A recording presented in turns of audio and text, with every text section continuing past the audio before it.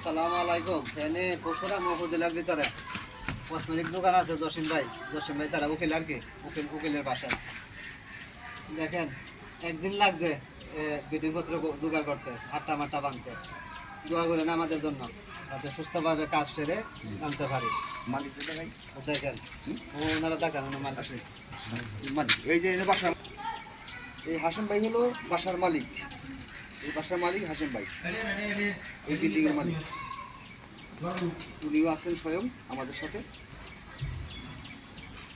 এই